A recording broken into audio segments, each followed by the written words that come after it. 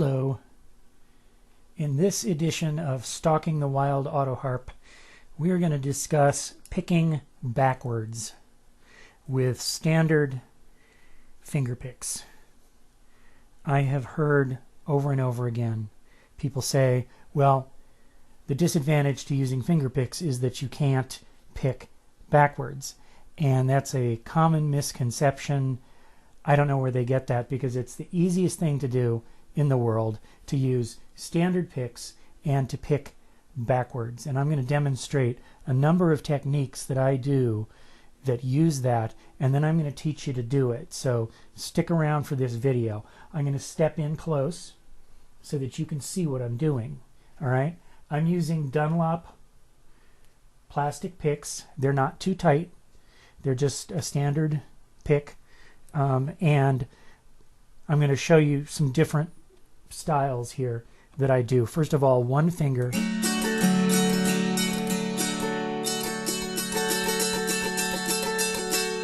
Going forwards and backwards with the pick.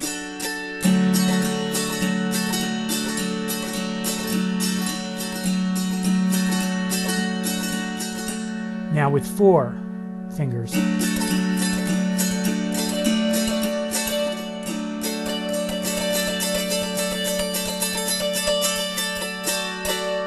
And of course, this is the basis of the Carter style playing.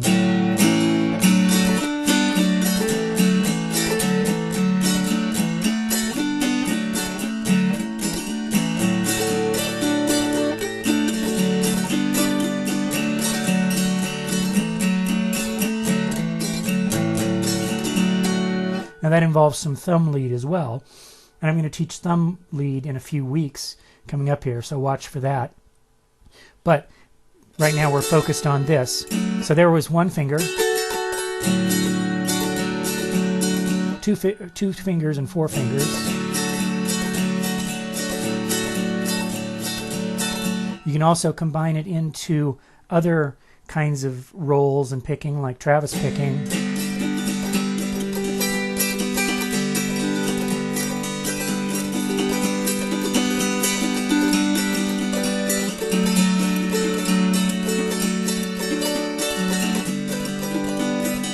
And then there's this one, which I'll teach in a later video. It's from Spanish guitar. It's called Rasgueado.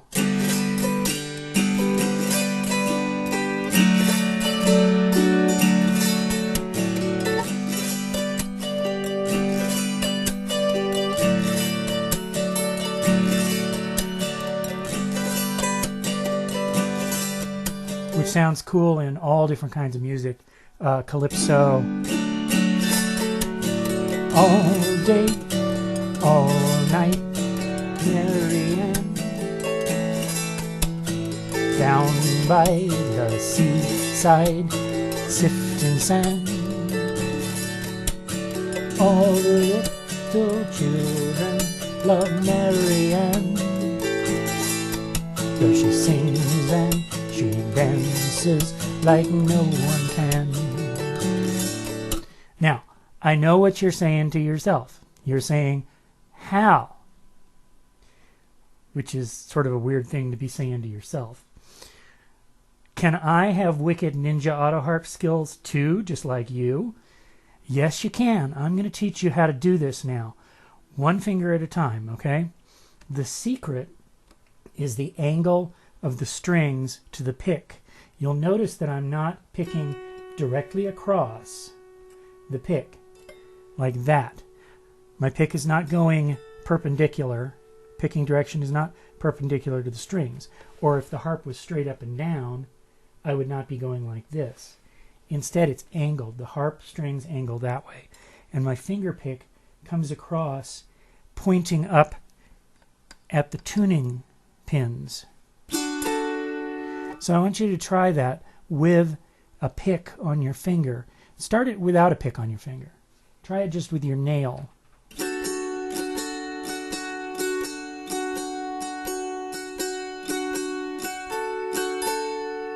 Okay. Then put a pick on. It doesn't have to be a tight pick. It can be metal or plastic. I'll demonstrate in a minute with metal picks. All right? And I know it feels funny at first. It's a very light brush. It's just a flick. And it doesn't take a lot of... You don't have to dig into the strings with this technique. If you do, that's when your picks will come flying off.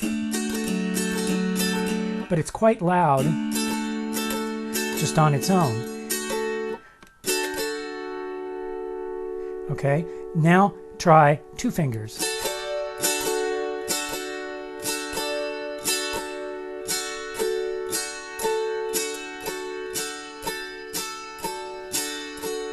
And 3 fingers. And you can use 4 fingers. I don't typically use a pinky pick, but I do go backwards with that finger quite a bit, just with the nail. But, and as you say it, try saying hamburger, and go ham on your thumb, and then burger, and say it with your mouth. Actually make the words audible while you say it, all right? Hamburger, hamburger, hamburger, hamburger, hamburger, hamburger. The other thing that you can say is boom, chukka, boom, chukka, boom, chukka, boom. And boom is the thumb, and chukka is your fingers. Boom, chukka, boom, chukka, boom, chukka, boom, chukka, boom, chukka, boom, chukka, boom, chukka, boom. All right? Now, that works whether it's 1 finger, or a bunch of them. Now let me show you with metal picks.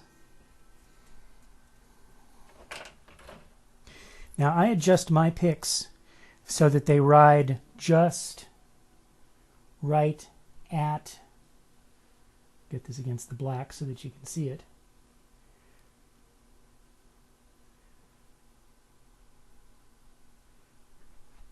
Can never get used to cameras. Everything's backwards. Help me.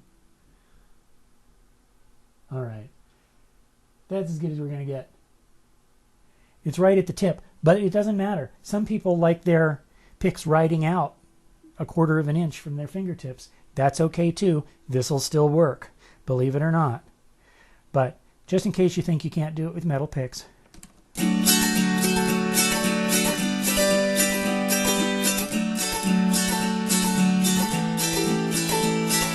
so yes, it does work.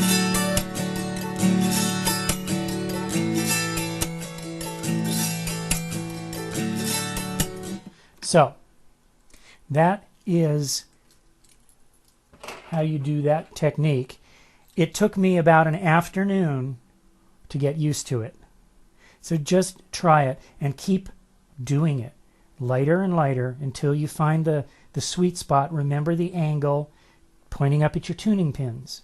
Okay? You never, when you're playing, you never want to see a twist like this in your fingers anyway. You want to go straight out, straight back. Keep your wrist nice and straight. None of this, none of this. I know those things have names in orthopedics, but just keep everything neutral. All right? And this should really be Autoharp 101 stuff, because this strum can be used in any song that you want. And let us pause in life's pleasures, count its many tears, while we all sup sorrow with the poor. You can use this in any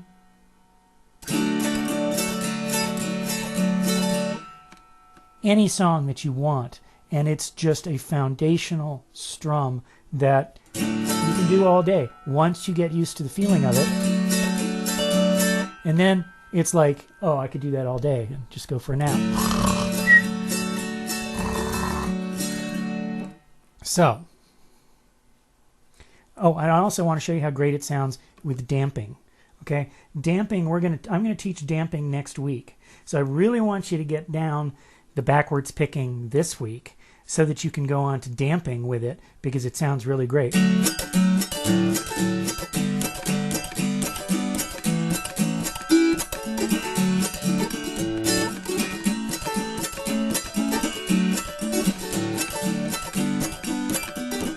Or you can do reggae, which